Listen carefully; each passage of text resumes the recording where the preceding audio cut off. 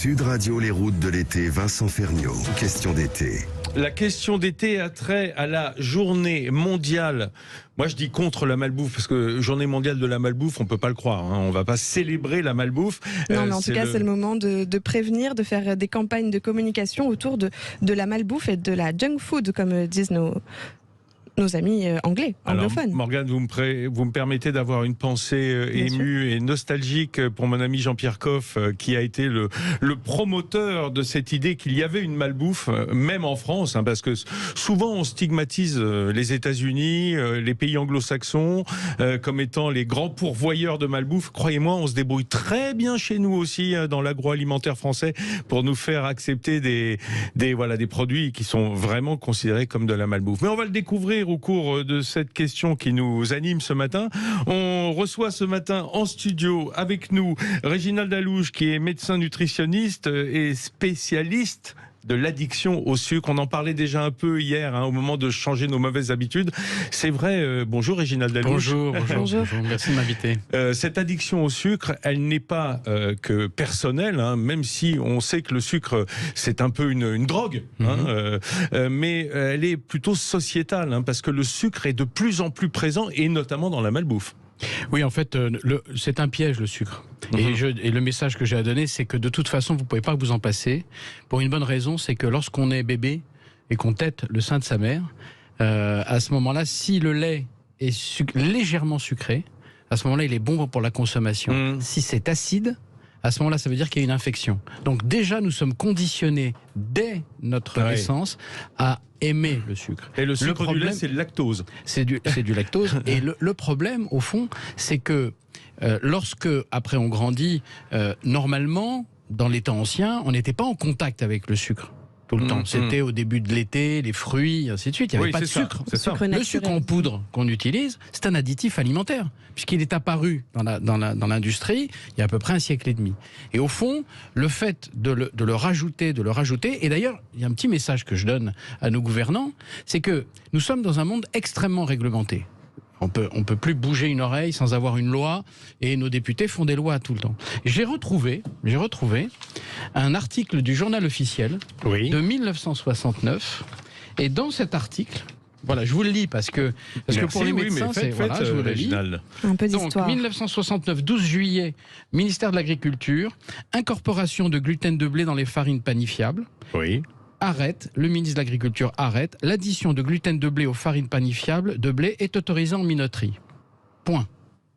Voilà comment... Donc là, on parle de gluten. Du gluten, mais c'est la même chose pour le sucre. Écoutez, dans un pays... Parce que le gluten, c'est pas un sucre, c'est une protéine. Non. Le gluten est la protéine qui protège le blé, et qui, lorsqu'on panifie, on rajoute encore une fois ce gluten, parce que ça permet d'avoir des pâtons. Ça permet d'avoir des pâtons qui n'en vont pas avoir besoin de 2 heures pour lever. Ça peut lever plus rapidement, c'est surtout plus plastique, et ça peut se surgeler. C'est ça, c'est l'architecture. Et le gluten, excusez-moi Vincent, est mauvais pour la santé. On sait que certaines personnes sont intolérantes, mais c'est pas le cas de tout le monde. Le gluten est très bon pour la santé, s'il est en quantité raisonnable.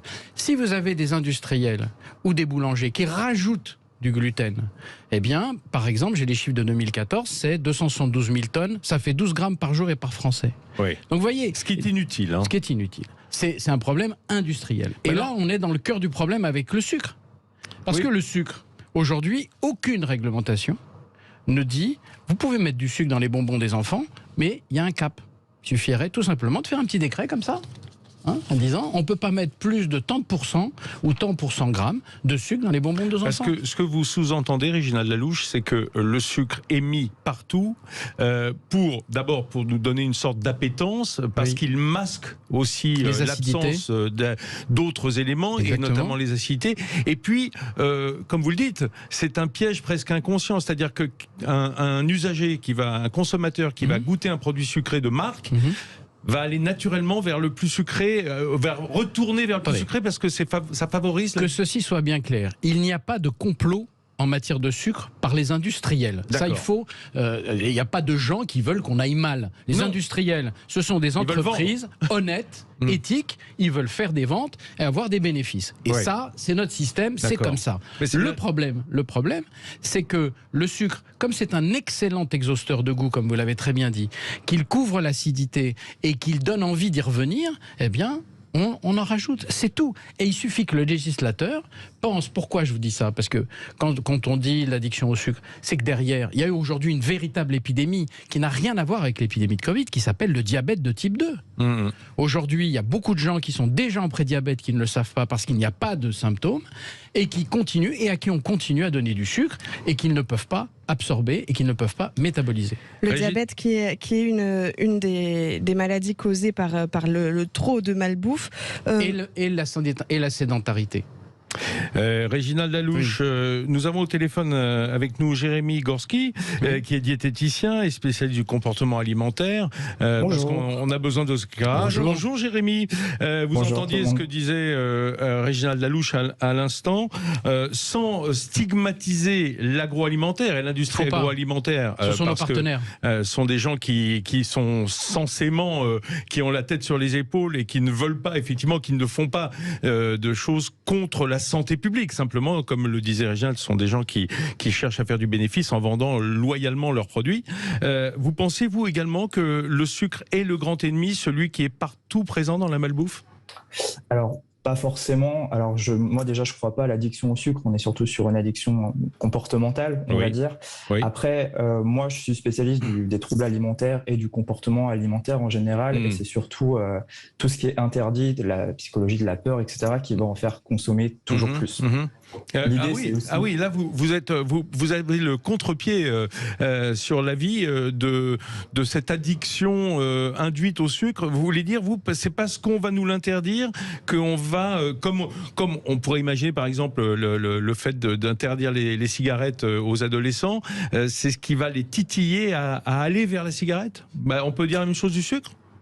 Alors, le sucre, déjà, il y a toute une histoire de dopamine, de recapture de dopamine qui est complètement différente des drogues, etc. Donc ça, on pourrait y revenir après. Effectivement, il y a aussi le côté, voilà, j'enfreins la règle, mais moi, j'aime bien donner une image, c'est une analogie avec le couple à distance. Moi, j'ai déjà été en couple à distance et quand on se retrouve le week-end, ce qui se passe, c'est qu'on est H24 dans la chambre et on ne se quitte plus. Dans le meilleur des cas. Dans le meilleur des cas. Et quand on vient à vivre ensemble, ce qui se passe, c'est qu'on va beaucoup moins dans la chambre. Oui, je vois ce que vous voulez dire. La force de l'habitude, quoi. L'habitude qui tue un peu l'envie. Et à contrario, la frustration de ne pas le faire tout le temps. Comme pour le sucre, le sucre ou la malbouffe en général, il y a ce côté un peu réconfort, ce côté on se fait du bien une fois. C'est aussi une sorte de rituel également. Alors, ça peut être un rituel, ce qui fait qu'on retourne souvent vers la malbouffe. Alors moi, j'ai eu des troubles alimentaires beaucoup plus jeunes. J'étais en poste dans une pharmacie où ça se passait hyper mal. Il y a une période où tous les soirs, limite, je commandais de la malbouffe, etc. pour lutter contre les émotions. Les émotions, les envies de manger émotionnelles, on en aura toujours. On est tous humains. L'idée, avant tout, c'est d'apprendre à les traiter autrement qu'avec la nourriture. Mais effectivement, dans la malbouffe, il y a vraiment ce côté réconfortant et le fait de l'interdire, je reviens à mon analogie avec le couple, si on fait de la même chose avec, je sais pas, on va prendre un pot de pâte à tartiner, quand on s'autorise à l'acheter une fois toutes les 6 semaines, on va déglinguer le pot. Je pense qu'on fait tous ça et on va se le réinterdire. Par contre, si on s'autorise à l'avoir dans le placard, certes, au début, on va en manger un petit peu plus, mais on l'oublie un peu. Rassurer son cerveau. Et après, on l'oublie, au même titre que votre paquet de pâtes qui est dans votre placard et que vous prenez uniquement quand vous avez faim. Après, pour vous, docteur, Jérémy Gorski, pour vous, docteur Réginald Lalouche, l'addiction au sucre, la consommation abondante de sucre excessive, c'est plus physiologique que psychologique? Mais attendez, là, il faut remettre les choses dans leur contexte. D'abord, il y a une disparité entre les individus qui est énorme. Vous avez des gens qui ont tendance à l'addiction, qu'elle soit à l'alcool, au tabac, au sexe, au sucre, et il y a d'autres personnes qui ont un surmoi, qui ont une capacité, si vous voulez, à gérer ça. À se réguler. Et là où je suis d'accord avec M. Gorski, c'est qu'il ne faut pas faire du sucre l'ennemi. Il faut en faire un ami et le garder à distance. Oui, parce que c'est notre carburant avant tout. Voilà, parce que si vous dites c'est l'ennemi à abattre, d'abord, et effectivement, les adolescents vont se ruer dessus uniquement pour embêter leurs parents, et pour s'identifier, s'individualiser, mais il faut en faire un ami. On sait qu'on s'en passera pas. D'ailleurs, on a commencé l'émission en disant ça. Ce qu'il faut, c'est en faire un ami. Donc, un ami, qu'est-ce qu'il faut faire? C'est passer du temps avec lui, le connaître, savoir quels sont les risques et peut-être pas trop le fréquenter parce que de temps en temps, il faut savoir mettre ses amis à distance. Vous l'avez compris, l'histoire de la malbouffe, c'est l'histoire de notre comportement avec les aliments. On va pouvoir étudier ça un peu plus profondément dans le quart d'heure qui vient avec nos invités et se poser la question, y a-t-il une bonne malbouffe? Allez, à tout de suite. Sud Radio. Parlons vrai. Parlons vrai. Sud Radio, les routes de l'été, Vincent Ferniaud. Question d'été. La question d'été qui a trait à la malbouffe, puisque c'est la World Junk Food Day, c'est-à-dire le jour mondial de la malbouffe, en tout cas contre la malbouffe, hein, selon de quel côté on se trouve. Mais enfin, je connais personne qui soit vraiment pour la malbouffe, sauf inconsciemment. Mais dans le mot déjà. Malbouffe. Dans le mot. On l'a fait exprès, hein, voilà, je crois. On est en studio avec Réginald Dalouche, qui est médecin nutritionniste, spécialiste notamment du diabète et du sucre. Hein. Oui. Donc, vous venez d'ailleurs de publier un livre, La nouvelle méthode anti-diabète, dont on découvrira à la fin de l'émission à en parler, que l'exercice, c'est peut-être la panacée. Hein, c'est la clé. Bouger, quoi. Bouger. Hein, faire bouger notre corps. Vous allez nous expliquer pourquoi dans un instant. Et puis au téléphone, Jérémy Gorski, qui est diététicien. Nous avons au téléphone et sur Zoom également, pour ceux qui nous regardent sur YouTube. Jérémy Gorski, qui est aussi l'auteur d'un livre, De la tête à l'assiette, aux éditions First, où il nous décrira sa méthode à lui. Voilà, deux spécialistes de méthode avec nous aujourd'hui. Et puis on vous a posé la question également à vous, auditeurs, sur Twitter. Existe-t-il une bonne malbouffe? Pour vous, c'est non, hein, à plus de 70%. Non, il n'existe pas de bonne malbouffe. On va voir que c'est nuancé, c'est pas si radical que ça. On va nos spécialistes, parce que je pense que tout est question d'abord de périodicité. Ouais. Si c'est tous les jours, il y a eu des tas de publications qui ont été faites, il y a même eu 2 films sur ce sujet. Si c'est tous les jours, c'est sûr que manger trop gras, trop sucré tous les jours et à l'extérieur, parce qu'il faut savoir qu'il y a une étude lyonnaise qui a 20 ans aujourd'hui, qui a montré que lorsqu'on mange à l'extérieur, c'est toujours plus gras et plus sucré. Que ce soit gastro, fast-food ou brasserie. Donc il y a cette étude, on pouvait la retrouver sur Internet, tout simplement parce que les personnes qui préparent les aliments ont des soucis de conservation, mais aussi d'exhausteurs de goût. Oui, d'où l'utilisation souvent d'additifs comme le glutamate.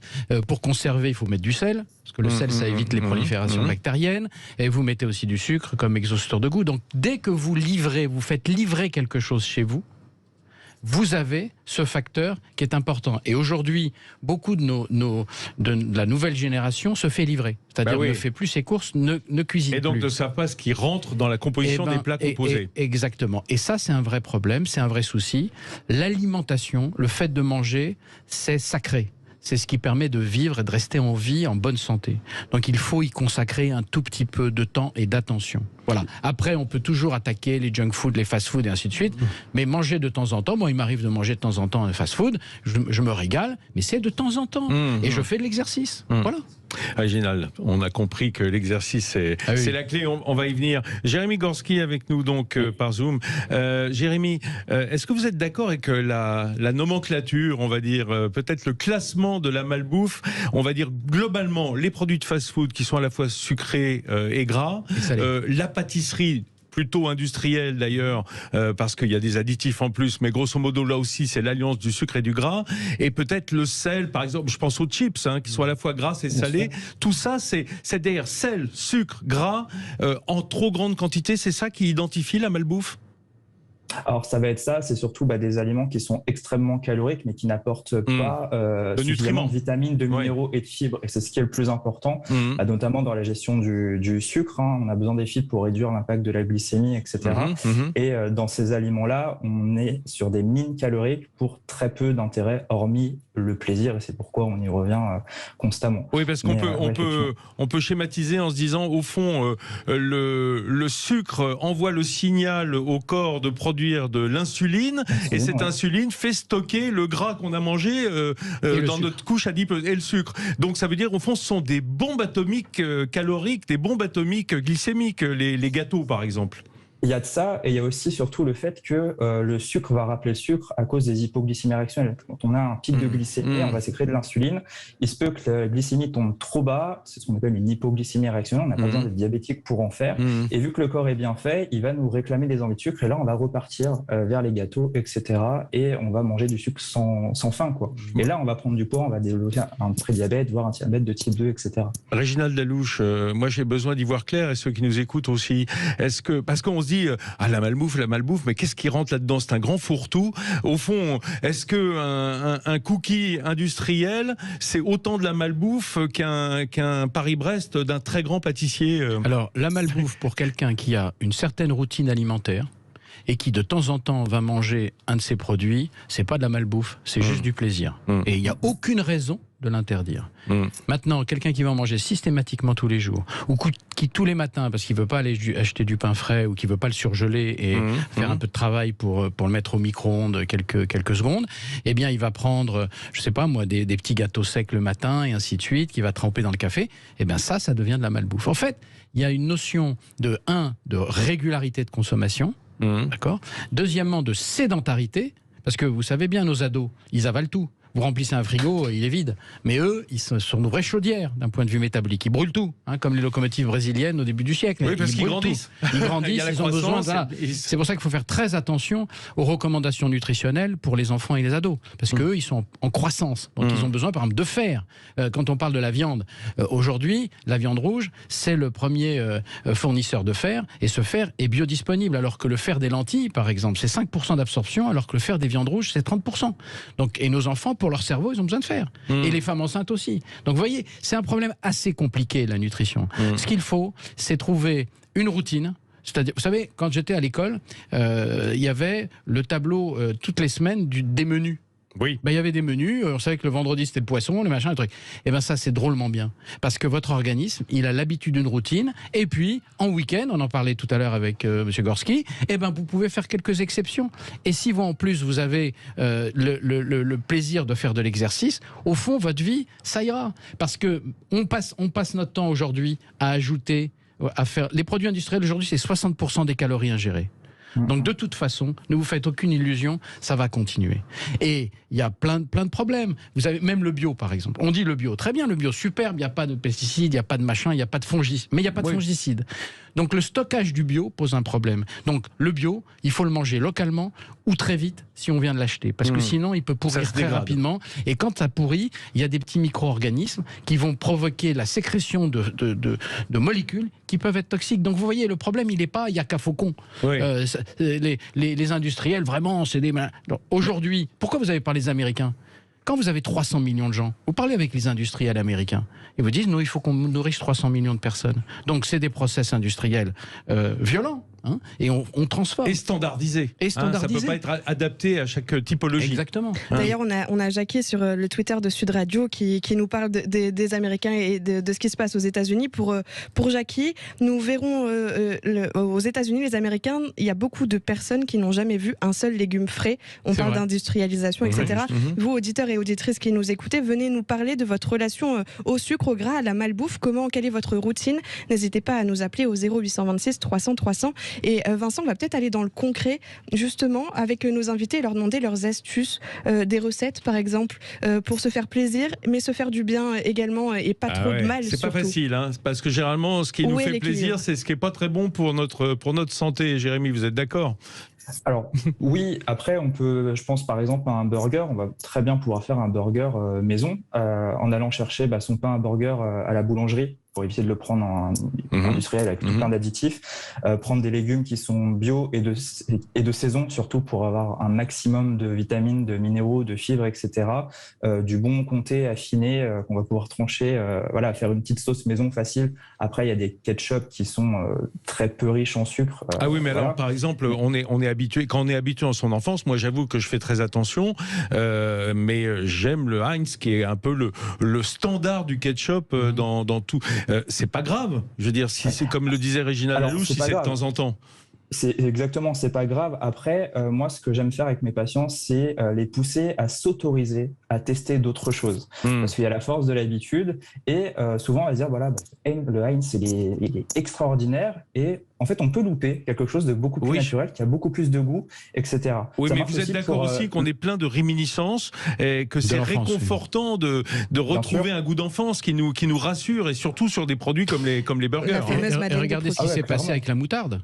Oui. La pénurie de moutarde en France, je vous assure. Bon, l'EDF, ok, d'accord, mais alors la moutarde, on a touché à notre moutarde. La moutarde et l'huile de tournesol. Tout simplement parce qu'au Canada, qui fournissent 80% des graines de moutarde, ils ont eu une très mauvaise récolte, et les récoltes de Bourgogne, qui font à peine 17% de moutarde, n'ont pas pu compenser. Mais c'est un peu la revanche de la Bourgogne sur le Canada. Oui, puis c'est la revanche de la bonne bouffe sur la malbouffe, parce que la moutarde, c'est hyper diététique. C'est hyper diététique. Et en plus, il faut ajouter que la moutarde de Bourgogne, élevée en Bourgogne, il n'y a pas d'additifs, il n'y a pas de pesticides, parce qu'il y a des pesticides qui sont interdits en France, mais qui sont autorisés au Canada. Donc vous voyez comment la bouffe... Bien choisir ses produits, on y revient. On y revient. Vous parliez de fréquence, vous avez dit quelque chose qui peut surprendre, une fois par semaine, se faire plaisir avec un repas un peu plus gras, un peu plus sucré qu'à l'habitude, ce n'est pas grave pour la santé. Alors ce qu'on sait, c'est que si vous faites deux excès en 48 heures, c'est-à-dire 2 gros repas en 48 heures, vous avez un mécanisme physiologique qui fait qu'on baisse